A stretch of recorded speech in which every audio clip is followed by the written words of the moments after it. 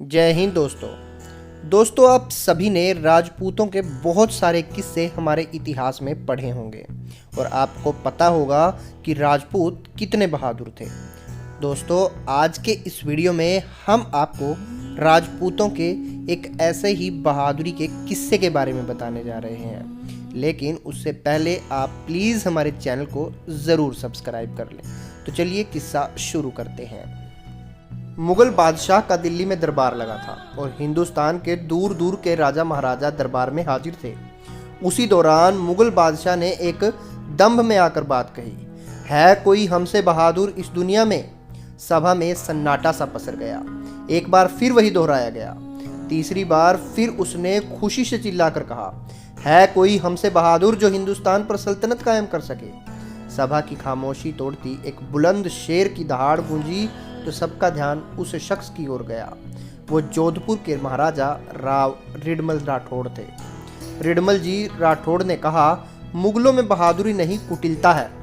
सबसे बहादुर तो राजपूत हैं दुनिया में। मुगलों ने राजपूतों को आपस में लड़वा कर हिंदुस्तान पर राज किया। कभी सिसोदिया राणा वंश को कछावा जयपुर से तो कभी राठौड़ों को दूसरे राजपूतों से।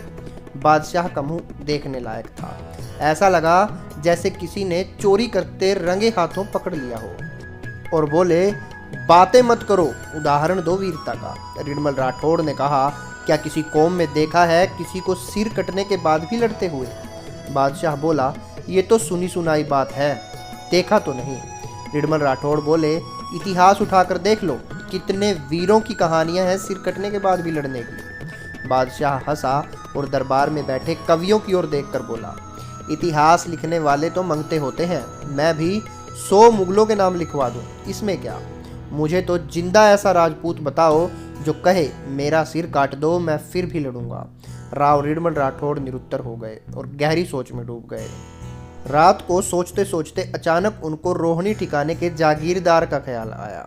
रात को 11 बजे रोहिणी ठिकाना, जो कि जेतारण कस्बे जोधपुर रियासत में है, 2 घुड़सवार बुजुर्ग जागीरदार के पोल पर पहुंचे और मिलने की इजाज़त मांगी। ठाकुर साहब काफ़ी वृद्ध अवस्था में थे, फिर भी उठकर मेहमान की आवभगत के लिए बाहर पोल पर आए। घुड़सवारों ने प्रणाम किया और वृद्ध ठाकुर की आंखों में चमक सी उभरी और मुस्कुराते हुआ बोला, जोधपुर महाराज, आपको मैंने गोद में खिलाया है और अस्त्र शस्त्र की शिक्षा दी है। इस तरह भेष बदलने पर भी मैं आपको आवाज़ से ही पहचान गया हूँ। हुक्म, आप अंदर पधारो। मैं आपकी रियासत का छोटा सा जागीरदार, आपने मुझे ही बुला लिया होता। राव रिडमल राठौड़ ने उनको झुककर प्रणाम किया और बोले, एक समस्या है, और बादशाह के दरबार की पूरी कहानी सुना दी।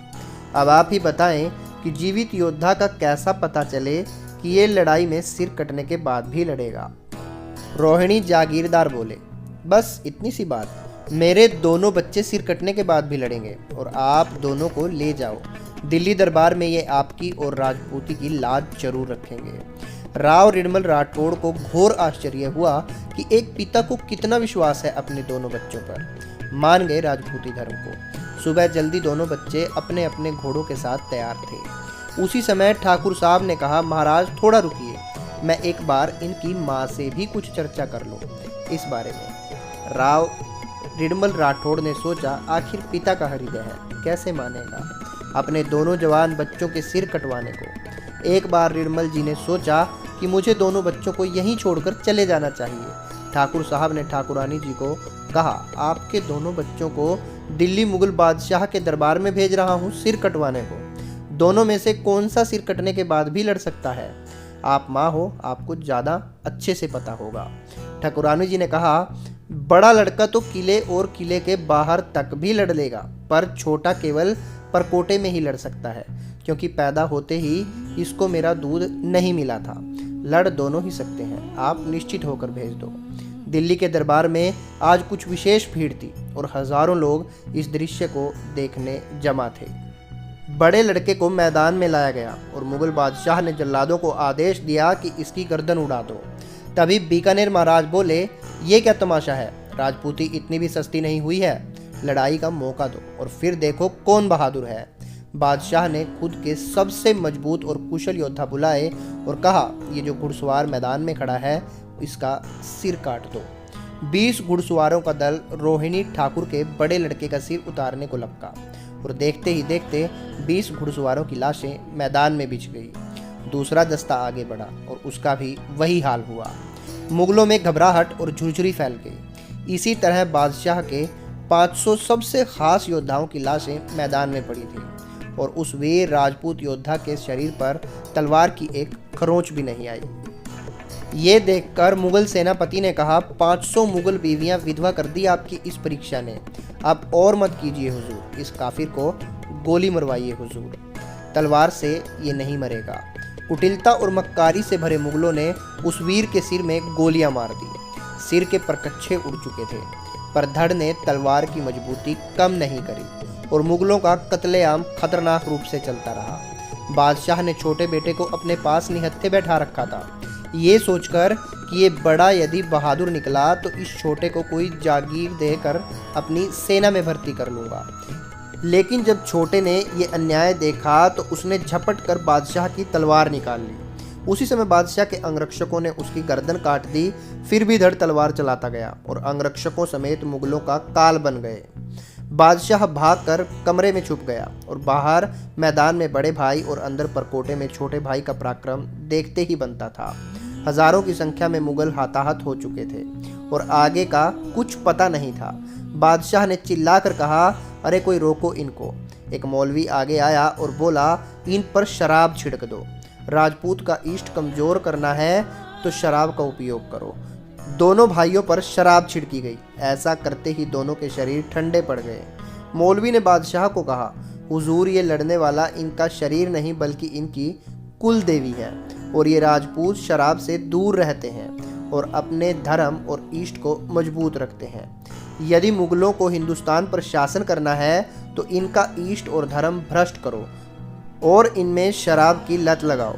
यदि मुगलों में ये कमियां हटा दें तो मुगल भी मजबूत बन जाएंगे। इसके बाद से ही राजपूतों में मुगलों ने शराब का प्रचलन चलाया और धीरे धीरे राजपूत शराब में डूबते गए और अपनी इष्ट देवी और खुद को भ्रष्ट करते गए। और मुगलों ने मुसलमानों को कसम खिलवाई कि शराब पीने के बाद नमाज नहीं पढ़ी जा सकती, इसलिए इससे दूर रहिए।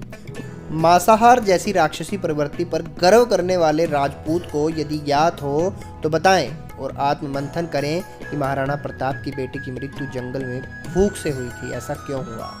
यदि वो मांसाहारी होते तो जंगल में उन्हें जानवरों की कमी थी क्या मार खाने के लिए? इसका तात्पर्य यह है कि राजपूत हमेशा शाकाहारी थे। केवल कुछ स्वार्थी राजपूतों ने, जिन्होंने मुगलों की अधीनता स्वीकार कर ली थी, वे मुगलों को खुश करने के लिए उनके साथ मांसाहार करने लगे और अपने आप को मुगलों का विश्वास पात्र साबित करने की होड़ में गिरते चले गए। दोस्तों, यह एक सच्ची घटना है और हमें अपने समाज को इस कुरीति से दूर करना है, तभी हम पुनः खोया हुआ वैभव पा सकेंगे और अपने धर्म की रक्षा कर सकेंगे। दोस्तों, अगर आपको वीडियो पसंद आया हो तो वीडियो को लाइक करें और शेयर ज़रूर करें। जाते जाते हमारे चैनल को भी सब्सक्राइब करके जाएं। जल्द ही मिलेंगे आपको फिर से नए वीडियो के साथ। तब तक के लिए जय हिंद, जय भारत।